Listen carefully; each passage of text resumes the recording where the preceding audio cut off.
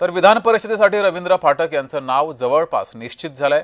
जय महाराष्ट्राला सूत्रांनी ही माहिती दिली आहे। रवींद्र फाटक यांनी एकनाथ शिंदे आणि श्रीकांत शिंदे यांची भेट घेतली। बहुजन विकास आघाडीच्या विलीनीकरणाच्या बातम्यांना सुद्धा पूर्णविराम मिळालेला आहे। जय महाराष्ट्राला सूत्रांची ही माहिती आहे। अधिक माहिती घेऊया, आपले प्रतिनिधी शुभम आपल्या सोबत जोडलेले आहेत। शुभम, आधी या ठिकाणी ठाणे पालघर विधान परिषदेसाठी क्षितिज ठाकूर यांचंही नाव समोर आलेलं होतं, मात्र आता सूत्रांची अशी माहिती आहे की फाटक यांचंच नाव निश्चित झालंय। काय नेमकी अपडेट आहे?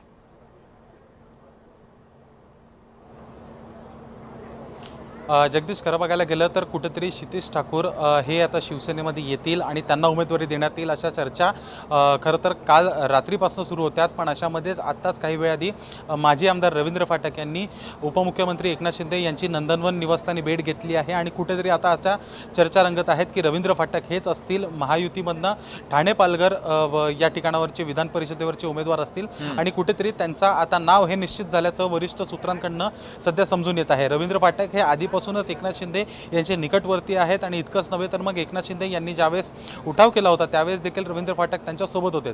अशामध्येच महायुतीमधनं रवींद्र फाटक यांना उमेदवारी देण्यासाठी काहीसे सूर हे सुरुवातीला वेगळे दिसून आले होते, पण त्यानंतर मात्र एकनाथ शिंदेंसोबत बैठक झाल्यानंतर रवींद्र फाटक यांच्या नावाची निश्चिती झाली होती आणि अशामध्येच आता पुन्हा एकदा रवींद्र फाटक यांचंच नाव हे चर्चेत आहे आणि कदाचित पुढच्या 2 दिवसात किंवा मग शेवटच्या तारखेपर्यंत रवींद्र फाटक आपला उमेदवारी अर्ज दाखल करणार आहेत। जगदीश, ठीक आहे शुभम, धन्यवाद दिलेल्या माहितीबद्दल।